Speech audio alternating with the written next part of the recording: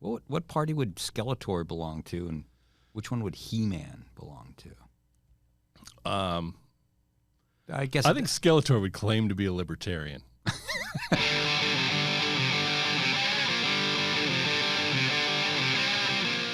I'm Arizona Family political editor Dennis Welch. Dennis, fake news Welch. Try to tell the truth. And this is the Politics Unplugged podcast. Dennis, if you have a problem with substance abuse, I am more than willing to talk to you anytime you need.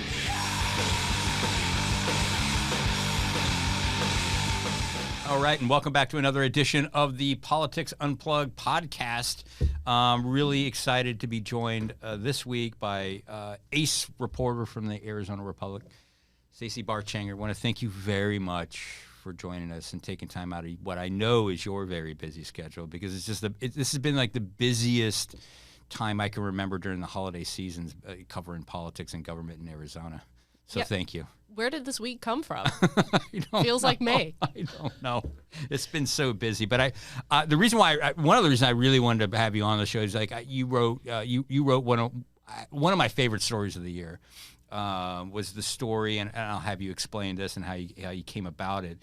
For those who aren't familiar with it, you wrote about a director of a military museum in Arizona, and he was a very colorful character. The state has now ended its ties with this museum. This guy has said incredibly insensitive things.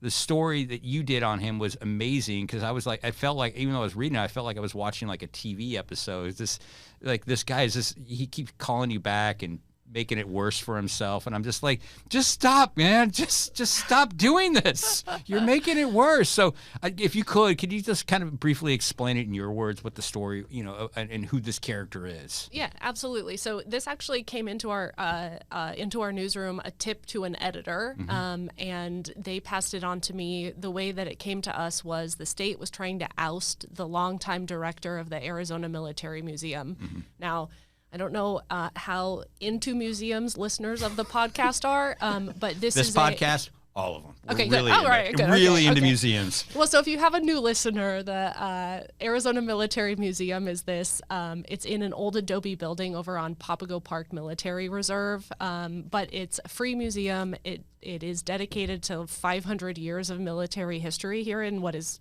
now Arizona.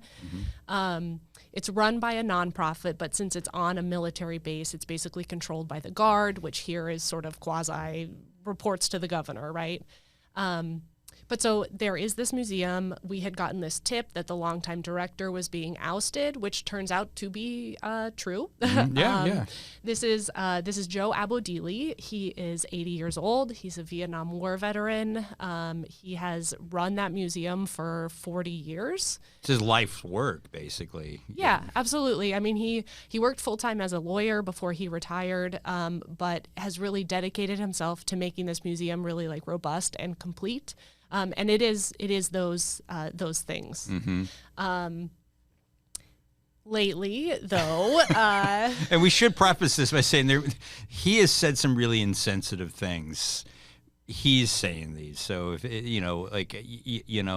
I don't know if any of that will be repeated, but like, look, he has said some really kind of some racial things, some other slurs out there, so I just want to preface everybody who's listening to this and not familiar with the story. Yeah. So, well, I guess I should say, so we got the tip. It landed on my desk. Yeah. And the first thing I did was call Joe Abodili. And he sort of gave me an earful. We put in the story, one of the first things he said to me was like, this is his words, I'm a little bit earthy. So if you just got out of the convent, you're not the gal to be talking to me. Which I put in the story just because I think that really kind of foreshadows the other conversations that we had. It was a great detail, because as soon as I saw that, I was like, oh boy. Yeah. It's like buckle in. Like, this guy is like a little earthy. Like, what does that mean? Yeah. And I think just in fairness, some would say he is beyond earthy, right? Yeah. Some would say he's downright offensive, because what brought this to a fore was like, apparently there's a tour going through there, and he made some comments that he's eventually going to be replaced by, I believe his words were, a woke Jew. Yeah, I have it. Do you want me to read it? Sure, so we don't, sure. We don't get again charged prefacing with- these are his words, not ours. Right. So this is his words as documented by an Arizona National Guard official. The quote was, "Eventually they will replace me with some gay black woman woke Jew who will ruin the place." And he told that to a tour. Yeah. That's just amazing. So that was, I really brought everything to the head. So obviously you get the tip that he is saying stuff like this. You call him up, and obviously he is walking all this back, right? No.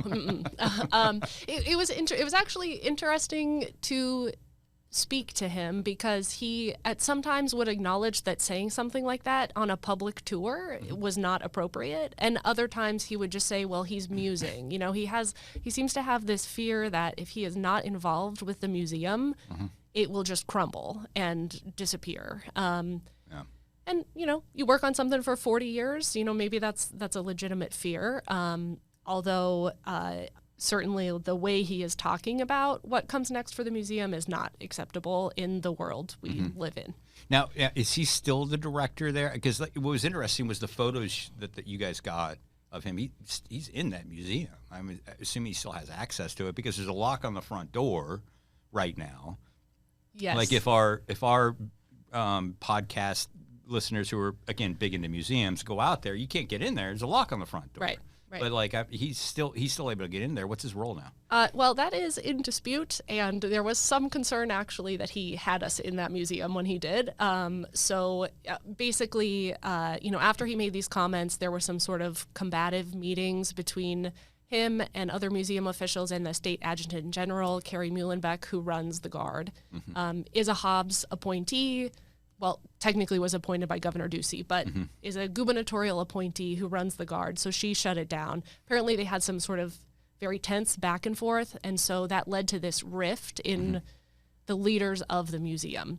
So you have Joe Abadili, who says he's still the president and his board is legitimate. And then you have this other man, Mike Snozek, who had been on the board, who is leading this other faction. And quite frankly, they both think they're the legal boards. They both have keys to the museum. And this is kind of part of the reason why the state severed ties, right? You got an appointee, you know, who works for a governor who has made diversity top of her agenda, you know, and you've got this guy who's saying some things that are offensive to a lot of people.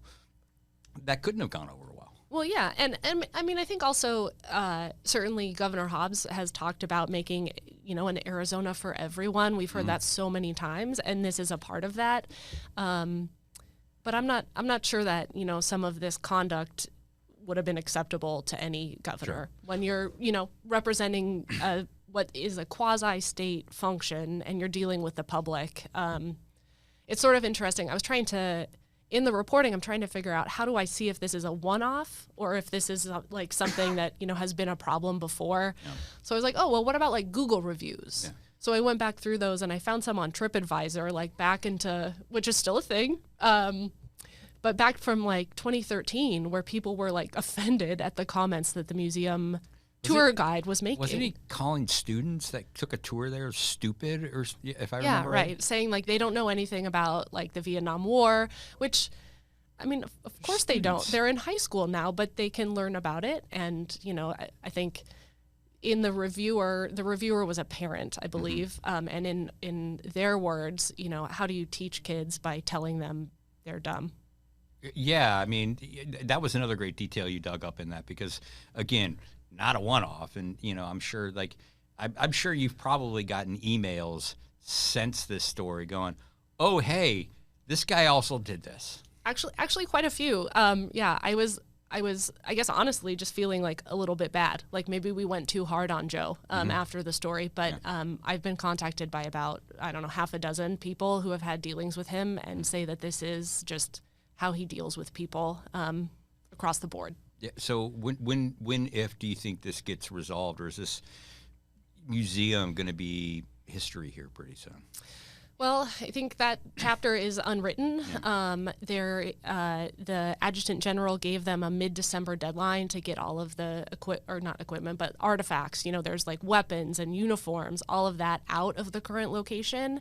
If they can't settle this board dispute, I know that there is a meeting coming up for them to try and work it out and see if they can find some sort of compromise. I don't know that will happen, but if it does, we will follow up.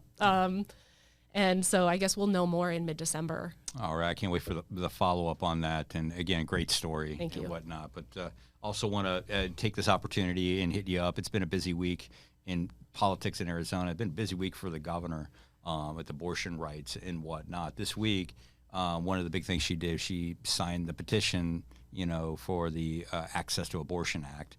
No big surprise there. She's been a big supporter of that. But she was also asked later about what kinds of efforts she's going to do for fundraising. It seems like she's going to be taking an interest in that and going to be using all her avenues of raising money to support this ballot initiative. Give us a sense of what it means, for the governor this week, again, putting the spotlight on this. She's been doing this a lot. Yeah, I mean, I think, like you said, it's no surprise that she is going to support this, ballot measure. She campaigned on it in the gubernatorial cycle. The issue, just protecting abortion rights. I think I'm really interested to see what next year, and I guess starting this year, looks like, because she's not on the ballot, but she's got these two stated priorities: supporting that ballot measure and flipping the legislature. Oh, yeah. And so I think we know she's a good fundraiser. I think she's going to raise money and put money towards both of those things, but it's a question of how she does it. Is it this event where she signs the petition that we all expected her to do, but generated news stories in all of our outlets about it? I think you'll see a lot of that. And then certainly how she spends money, which we don't know quite yet what that will look like, but certainly she will be a player in that race. Yeah, and I'm curious as to which districts and which candidates she's going to be spending money on. Anybody's curious. I think you can go back last year. You could see some real razor-thin margins that Republicans won, in certain areas of the state. You're expecting to go in there. It has been a very long time since Democrats have controlled any chamber in the legislature. I believe you got to go back to Pete Rios in the early 90s following ASCAM for the Senate president. I might be wrong, but I think you got to go back to 1966, the last time a Democrat has been Speaker of the House in Arizona, and that might have been Jack Brown, if my memory serves me right. So you got to go back a long ways. But on all earnestness, if the governor wants to get her agenda through, she's got to flip the legislature. Yeah, absolutely. And, folks I'm talking to think there are maybe 5-ish really competitive districts. So I think we'll see her presence in those areas, whether that's just money, whether that's her physical presence, to be determined. And so, and related to that, I'd love to, what are you hearing about the effect that this Supreme Court ruling could have? Because we're still waiting on, I believe it's December 12th, there's going to be oral arguments on whether or not to reinstate a law that dates back to 1864 that bans nearly all abortions, except in the cases of them where the life of the mother is at risk. No exceptions for rape, no exceptions for incest. Again, dates back to 1864. Can't stress this enough. That could be reinstated. And we saw Bill Montgomery this week recuse himself after refusing to recuse himself in the past. So what's the talk about how this decision could affect the politics of Arizona? Well, I think the talk depends on what side of the ballot measure you're on. So just to make a comparison, Arizona is very likely going to have on the ballot next year this standalone question about whether we should protect abortion rights in the state constitution. We have seen 6 states that have had similar questions on their ballots, and some very conservative places like Ohio and Kansas that have asked voters this same question since Roe versus Wade was overturned a little over a year ago. So with that as the backdrop, you see supporters of the Arizona ballot measure really encouraged, right, that they're going to get this passed. I do think, though, it's not necessarily like a sure bet that like how this ballot measure affects other races that will be on the ticket. Yeah. I was speaking with someone who suggested that because you have this way to vote for abortion rights separately from candidates, maybe you're more willing to elect someone who doesn't line up with your views on abortion because you know it will be protected separately. So that's one of the things I think will be really fascinating over the next 11 months about how this all unfolds. Yeah, and that's the big question out there. Another big issue for the governor this week, and water policy proposals. Yeah. Just had on the TV show, we just had the director of water resources on talking about this, and it's basically the way I look at this. There's rural Arizona and recommendations for that, and there's urban Arizona. What stood out for you as the big ticket items that people need to know about? And then after this, we'll get into maybe the legislature and the resistance I'm expecting is going to be there. The hurdles, yeah. Hurdles is one thing. Landmines might be more apropos. So I thought there were two things that I thought in the policy proposals that were really interesting. One addresses these wildcat subdivisions like we saw in Rio Verde foothills, basically making it so you can't subdivide small lots into 5 plots and then get around the requirement that you prove your water supply for 100 years. The second one, that there is a proposal now to set up basically water management areas in rural parts of Arizona, which has not yet come to fruition. The interesting thing that you just hinted at is these both have to go through the legislature, and I'm just laughing. Let's just say say the first thing that comes to mind is like Senate President is a developer. Yeah, well, right. And there are some known opponents of rural groundwater management, Gail Griffin, in powerful places when it comes to this. And it's like I asked the governor this week, how do you get around Gail Griffin? She's had a grip on this for decades, and the answer was, well, she has to budge, but that doesn't. How do you get her to budge? So what's the pressure point? What's the leverage there? I mean, what is interesting is you do have a new. I guess he's still new. Chief of Staff up there, Chad Campbell, who does know legislative politics, and I'm wondering what he's scheming up to try to do that, because Gail Griffin is going to be a significant impediment to getting those proposals done from the governor, as well as Warren Peterson, as we also mentioned, is very much, a developer and whatnot. But one of the things that stood out for me, I thought it was interesting, is this growing build to rent thing that is happening out there. That's a way to skirt the 100-year water supply requirements. And I was talking to the director of water. He says this is really a growing thing. I didn't know much about this. Did you? I mean, I had heard of them as someone who came to Arizona 2 years ago and would like to buy a house someday. But how the market? Good luck. Yeah, thank you. Kind of put that plan on hold. So just personally, the build to rent has sort of caught my eye as another option, right? Since maybe owning a home is not so realistic in the near future. But yeah, the idea or the recommendation is just that they should have to follow the same rules as any other development in areas like Phoenix that have these groundwater management plans. And I guess though the big thing is because 70-80% of the water is done through agriculture, agricultural uses here in Arizona. Maybe we can address this, final thing on this and address it. These water management areas that they want to set up, how would that affect, let's say, hypothetically, alfalfa growers who are sending all that overseas? Because a lot of people have been talking about it. It's gotten a lot of attention, the alfalfa farmers growing that for Saudi Arabia and whatnot and using up all that water. How could this be used in situations like that? Well, it could put limits on new wells and things like that, but a lot of what as I understand it, a lot of what is recommended is that there would be created these local councils to kind of make those kinds of decisions in individual counties and areas.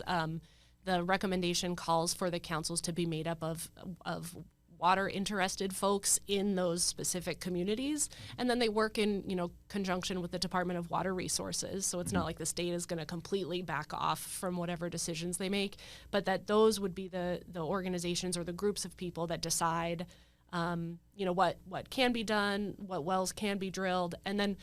One thing I guess we should mention that all of this, many of the proposals require recording of water use or monitoring of water use that really hasn't existed before. which, you know, is a thing that would just help them shape policy and just know how much water is coming out of the aquifers much more than we do know now. All right. Well, that's all the time we have. Unfortunately, I want to talk more. You guys should have Joe on. Yes. Before we let you go, though, I do want to hit you on a non-political question. We're in the holiday season. What's your favorite Christmas song? Oh, I knew you were going to ask me that. And I'm glad you asked at the end because maybe people will not judge. It's the Mariah Carey song. Really? Yeah, I know. Okay. All I Want for Christmas Is You. All right. I think that's on Colin's list too, right, Colin? I don't believe it is, no. Look, I don't know. It's when you hear that song, you know that Christmas is around the corner. Mariah Carey is obviously phenomenal. So we do have a list on Spotify of Politics Unplugged's favorite Christmas songs. We had a whole segment of the show last week, so I encourage everybody to take a listen. And Mariah Carey, it's not bad. I agree with you. You do hear that, and you know you're in Christmas season. I one time tweeted about how much I like that song back when it was Twitter, not X, and Mariah Carey liked my tweet. So career highlight. Wow, that is amazing. All right, thank you very much, Stacey, for stopping by here. Of course, thank you. All right, and we are back. This time we're back again, as always, bringing in producer extraordinaire Colin. Colin, Yes. How are you, man? You Good. survived this busy news week. It's been a week, and it's been a day on top of that. Oh, we tape man. on Friday. It's been nuts, but yeah, it's been quite a week. It has been a week. Let's start with, the top line news, I guess, politically here in Arizona. Senator Day O'Connor, Yeah. it was announced that she passed away, and I'm saying this everywhere, like, you just can't overstate the significance a woman like that has had on Arizona, has had really on the country. She's obviously the first woman to be on the U.S. Supreme Court, real trailblazer there. Her impact here was huge as well, even before she got to the Supreme Court. I mean, she was most likely the first person in a state legislature across the country to have been elected to a leadership position. Yeah. She was in the 70s. She was a state senator, state lawmaker, and she convinced mostly dudes, a bunch of dudes, to elect her to be the majority leader in the Senate at the time, which is just kind of amazing. It didn't happen back then. Yeah. No, I mean, it's like that joke from Anchorman, right? Where, Ron Burgundy thinks diversity was an old wooden ship.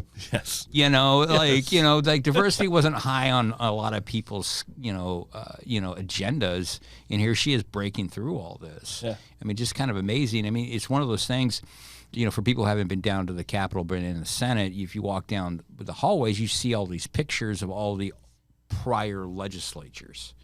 And it starts in 1912, the first legislature, the real, and, they're all white men. Yes. And as you walk back and as the years go by, it gets a little more diverse, but it wasn't that Not much. Not much in the 70s. Yeah. So I think it's a sad moment in Arizona. Everybody's, I mean, you've seen it. What do you see? Yeah, and she was a huge national figure. It's a huge national story, but very much an Arizona story. She, she grew up working on ranches as a kid in Arizona. Such an Arizona story. Yeah, and to rise to the Supreme Court, it's a remarkable story and an incredible life. Yeah, and hard transitioning from that. I mean, other big stories this week. Another big one, it's Attorney General Chris Mays. Yeah. Announced that a grand jury had indicted 2/3. Which, to be fair, is 2 out of 3, but that's still 2/3. 75%. I believe that would be 66%. 66% of the, you're better at math than I am, of the Cochise County Board of Supervisors for election interference. They got rung up on 2 Class 5 felonies apiece. These are serious charges. They are. And the Freedom Caucus is now very angry at Chris Mays over that. But, I mean, they kind of acknowledged it was illegal when they were doing it. They were warned by their own county attorney Yeah. and their own personal attorneys. And if you're not familiar with the story, is following the 2022 election, they wanted hand counts and all this other stuff and didn't want to certify the election and voted not to do that. and whatnot, and was moving forward. And they did not vote to certify the election until they were court ordered to do so. Right. In the meantime, they were told, you can't do this is illegal. It's illegal, so now Chris Mays is charging them. Yes. And the thing is you bring up the Freedom Caucus. We'll get to that in a second. This is just Chris Mays, though, following through on her promise. Yeah. So many times you hear people that say they hate politicians because they don't do what they promise they say they're going to do. Well, in this case, is not the case. I'm not elevating Chris Mays above anyone else here, but in this case, no, she vowed to go after the people who tried to foul up the election. That's what she's doing. Yeah, I mean, she got elected partly on this, and she followed through on it. Yeah. And how can anybody be surprised by this? It's beyond me. Yeah, I don't know. But of course, you have the Freedom Caucus. Yes. Now, members of the Freedom Caucus in the Arizona legislature now calling for her impeachment for abuse of power. Yes. These laws are on the books, man. They're on the books, and it seems certainly pretty clear cut, and they were warned that this would happen if they went through with it. Yeah, I mean, innocent until proven guilty. They'll have their say in court, and they can go through all of that. Obviously, I want to be clear about this because they do have an argument, the Cochise County people, or people, I can't say, who are the Freedom Caucus folks have told me that they think that there was no violation of law because ultimately the board did vote to certify. But they were court ordered to do so. Right. So, is that a defense that, they didn't do it until they were court ordered? I mean, that's up to a jury to decide or whoever. Yes. So that was a big one. And the interesting part about the Freedom Caucus in their calls for that is one of the guys I did speak to was Anthony Kern, and he could potentially be facing an indictment of his own coming from Chris Mays, right? For his role in the so-called fake elector scandal. Exactly. And the leader of the Freedom Caucus, Jake Hoffman, also faces that possibility because he was also a member of the so-called fake electors team. Exactly. So all of this could be just getting on board early and going after Chris Mays. Yeah. Before they have their own concerns in dealing with Chris Someone's Mays. like, you got your own agenda there for coming out and doing this? And, I talked to Kern. I think he answered his phone, not realizing it was me calling. You professionally count on that sometimes. I'm telling you, sometimes you just bank on it. Yeah. An old mentor of me, for me back in the early days, he always used to say about people who didn't pick up the phone or gave him no comments. He never took it personally. He always said no problem, man, makes my job easier, and I go home earlier. Yes. So basically, when you're not commenting to me, you're making all our lives a little bit easier. Yeah. But that being said, he did talk to me, and I had asked him if Anthony Kern, if he'd had any contact with the state attorney general's office. And he said no. But they did leave a card at his door. So maybe technically no contact, but they're trying they're attempting to contact him. Yes, attempt to contact. Now, he didn't give me any answer about whether he's been contacted or what's going on with that DOJ, Department of Investigation.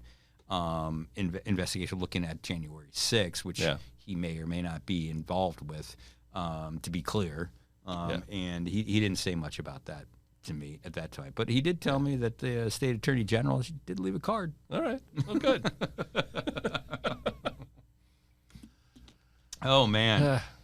Anything else we're missing this week? No. Santos is gone. George Santos gone. I don't know anyone surprised by that. Although 2 Democrats voted to keep him. Well, he is entertaining. Intriguing move. He is entertaining. There's that. It allowed them to go, look at that guy. They lose that now. I mean, I think anytime, and we've seen it here in Arizona, anytime you move to remove a duly elected member of Congress or any legislative body, that's a BFD. Yeah. You never want to do that. So I don't know the 2 lawmakers you're talking about who voted to keep him, but that could have factored into their thinking, or maybe they're just, I don't know, found him infinitely fascinating and entertaining. Yeah. I don't know. Yeah. Okay, and we do have to kind of go back and talk a little bit about this. I wanted to get your thoughts on Bill Montgomery recusing himself from this big Yeah. abortion case. Yeah.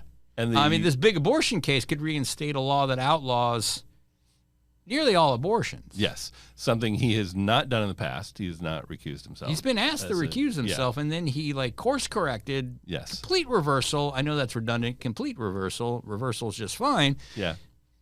And all of a sudden, we just get this note late Thursday. It's like, nope, I'm out. Yeah. Because New information's come to light. yes. Which, to those of us who love The Big Lebowski, it's a wonderful thing to hear because you don't often get the lawmaker or the member of the state Supreme Court giving you the equivalent of the new shit's come to light, man. For those of you who are not familiar information. with the movie, I think maybe we fire up the Politics Unplugged Twitter account and maybe tweet out the clip Sure, from we'll that tweet out movie. the clip. We'll tweet out the clip. But new information's come to light, Yeah. man. Which He is doesn't explain. No, which is intriguing. I don't know how much new information there is about the issue of abortion and a law that dates back to the 1800s? 1864. 1864. I believe new it's information has come to light about the territorial law. Look, I could be a history buff. I think 1864, the Civil War was still going on. Yes. And I believe we were Yeah. still decades away from becoming a state. But new information has come to light about that. So, so we're recusing. There you go. There's the headline. Yeah. Arizona Supreme Court Justice goes full Lebowski. Yeah. I like that. I like that. Couple other things to discuss. They say famous people go in threes. We had, of course, Sandra Day O'Connor. We had Henry Kissinger. Yeah. Do you have anything to say about Kissinger? I'm not sure I have anything to say about Kissinger. The thing about Henry Kissinger is he is a well-known figure. Yeah. There's a lot of bad that could be talked about him. Yeah. I think the Onion headline referred to him as a napalm enthusiast. Jesus. Yeah. Others have been a little more, they've gone with controversial. Controversial. Well, one Yeah. publication, God, he is controversial. Controversial is one way to put it. One publication actually had the headline, and this was the headline was "Only the Good Die Young." Yes. He was 100. It's 100. He was folks. 100.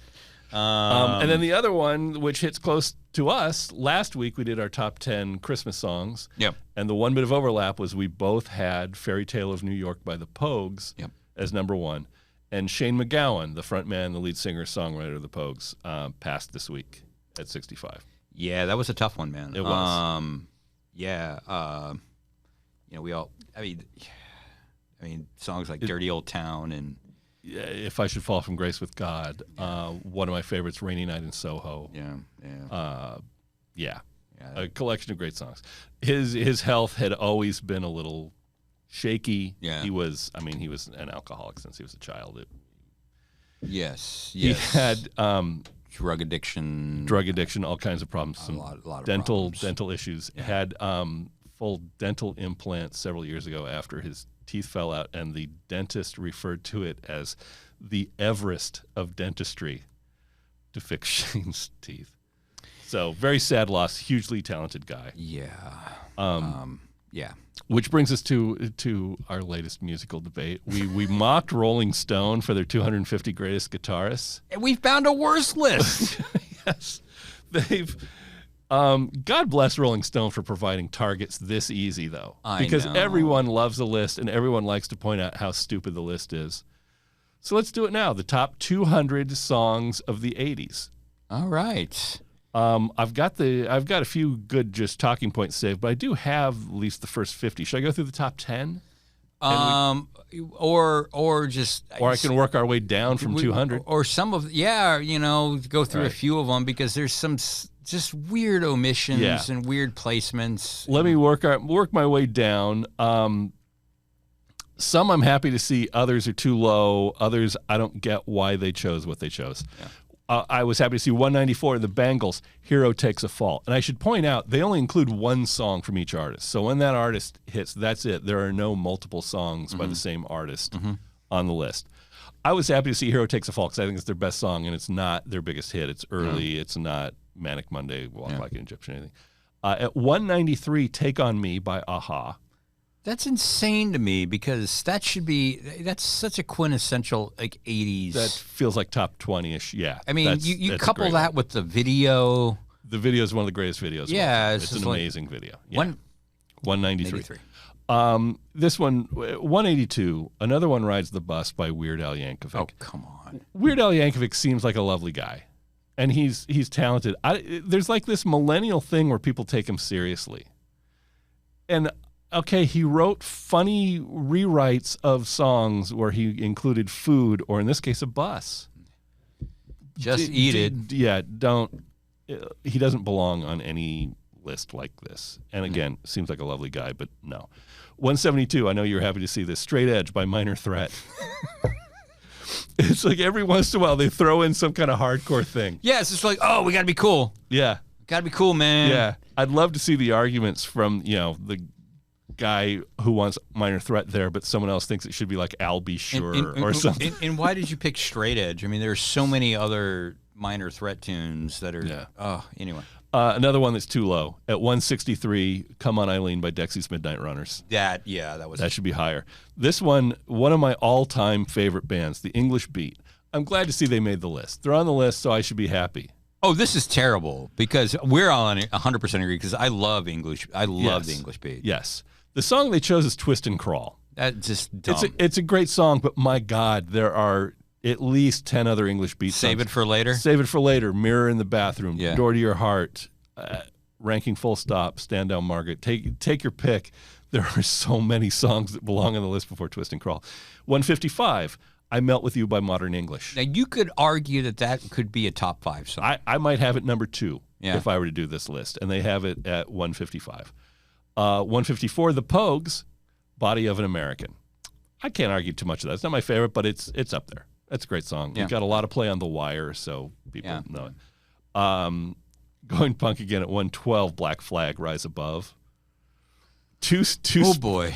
2 spots boy. below. Why not TV party tonight, man? It's 2 spots below Billy Joel. We Didn't Start the Fire. Ugh. Is there anyone who likes that song?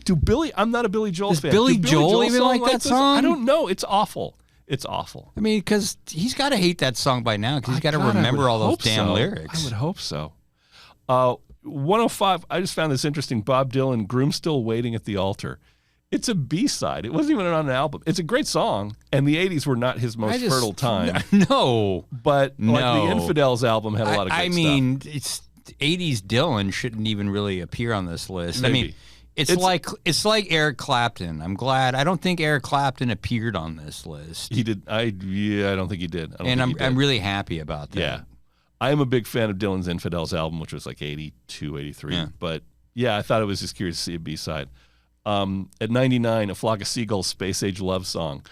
I was just happy to see it's not Iran, because Space Age Love Song is legitimately the best Flock of Seagulls song. Whether that belongs in a top 200 of anything is up to you. I know. I wanted to talk about this one just because I have an anecdote. At 91, Meeting in the Ladies' Room by Climax. Oh.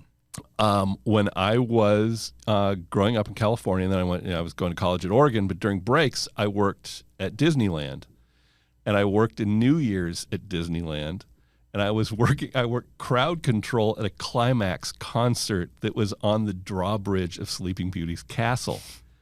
So I'm standing at the very front of the stage with my back to the stage, looking out on the crowd, which it's a Disney crowd there for Climax on New Year's. It's not exactly unruly. Yeah. It was an easy gig.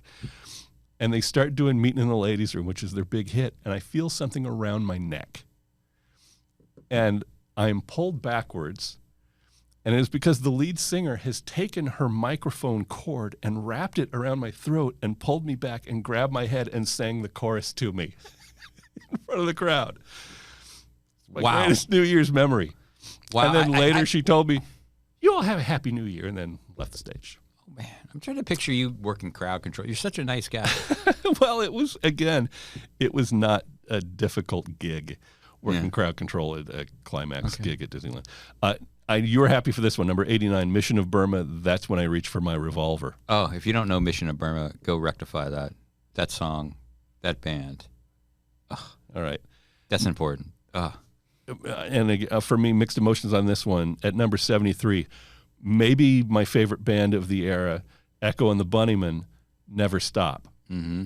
Never Stop is a great song. It's a wonderful song. I can't argue with it at 73, except Echo and the Bunnymen also did The Killing Moon, which would be my number one song of the 80s. Well, and like these lists too, I think sometimes it shouldn't be, if you're putting under the banner Rolling Stones best list. Yeah.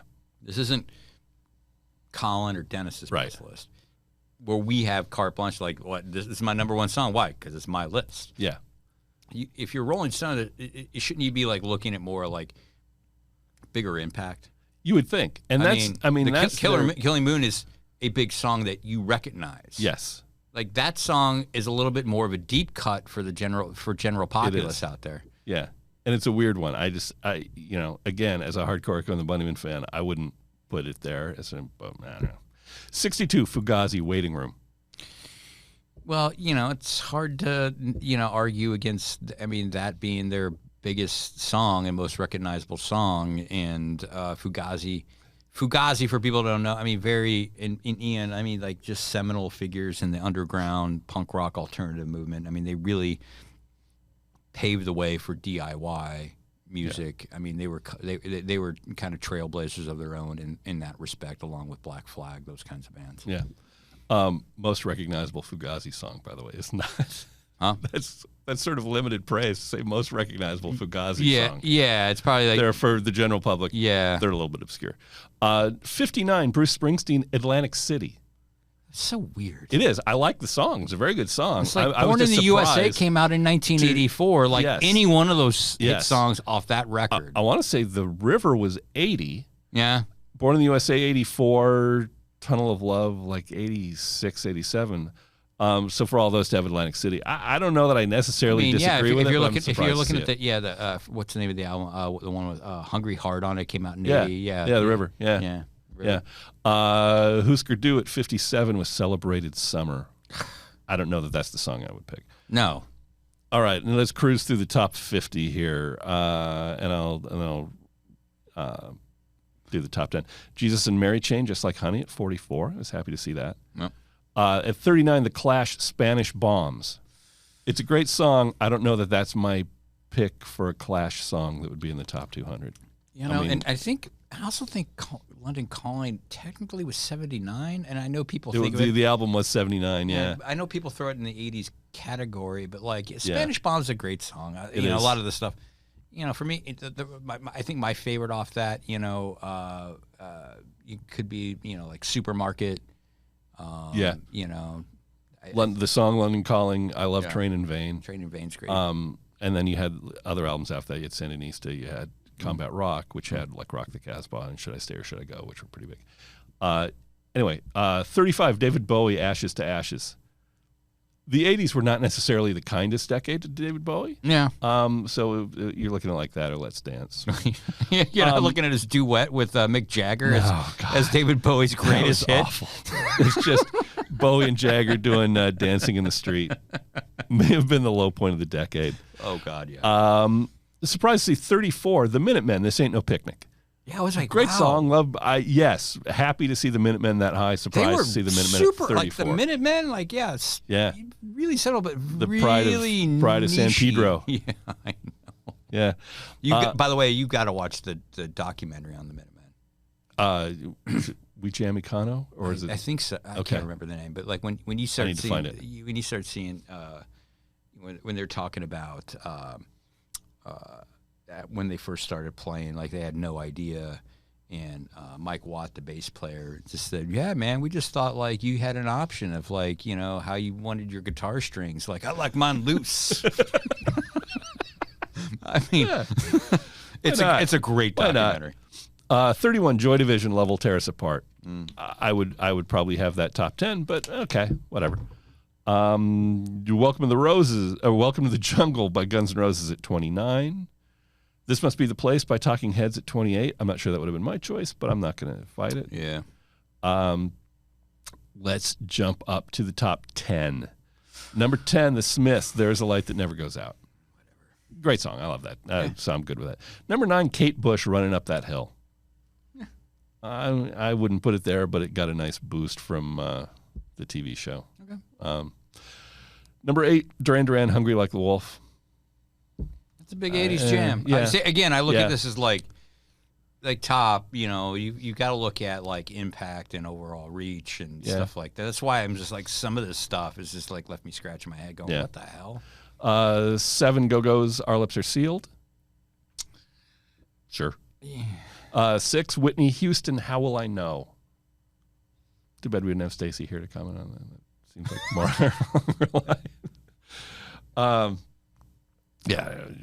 more number 5, Public Enemy, Bring the Noise. All right. Sure. Yeah. Solid choice. That's a solid choice. Number 4, Michael Jackson, Billie Jean.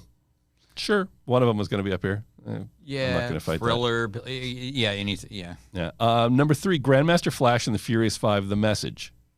I just disagree with that a whole. My favorite song from them has been and always will be New York. See, and I like The Message. I'm cool with this. I'm not surprised to see it there. I actually remember when Rolling Stone reviewed The Message, because it was unusual, because they didn't review singles, they reviewed albums. But their lead review when that came out was just the single The Message, and it was 5 stars, and they praised it wildly. And that was before hip-hop was really that mainstream. Yeah. So that stuck with me, and then when I heard it, I thought, that's kind of cool. Yeah.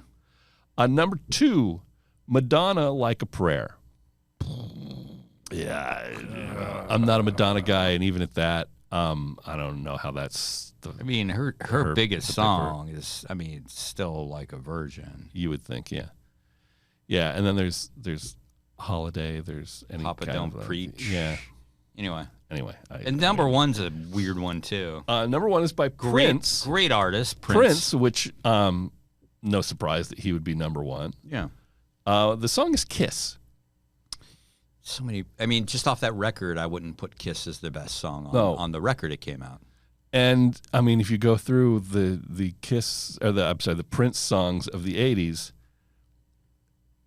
you have 1999, you have Little Red Corvette, you have Delirious, you have all the stuff from Purple Rain, including Purple Rain. You've got When Doves Cry, Let's Go Crazy, I Would Die for You. I don't know. I think next week we should come up with our own stupid list of something. Dennis and Colin's top 100, top 1,000. I think we should go top 1,000. Yeah, why not? Why not? At this point, because I just think that they've just, they've gone overboard with these lists. We enjoy making fun of it. Like, we did go through it, and I just remember us just laughing about the whole time, going, "What the hell are they thinking?" Yeah.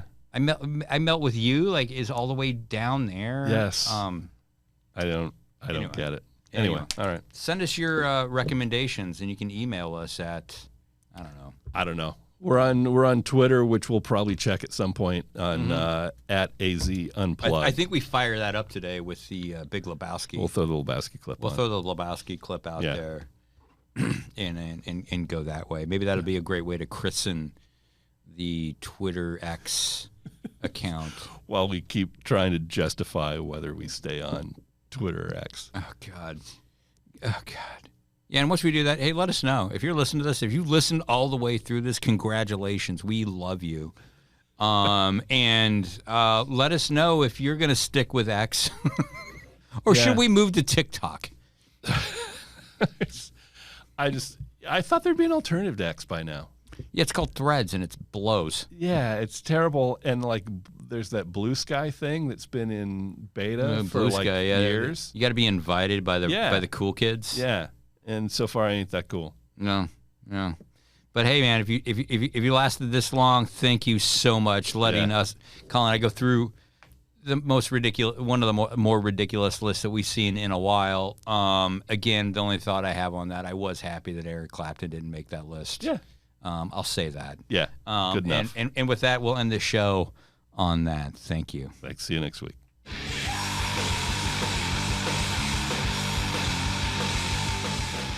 Thanks for listening. You can subscribe on YouTube, Spotify, Apple, Stitcher, the Google Store, or anywhere else you get your podcasts. See you next time.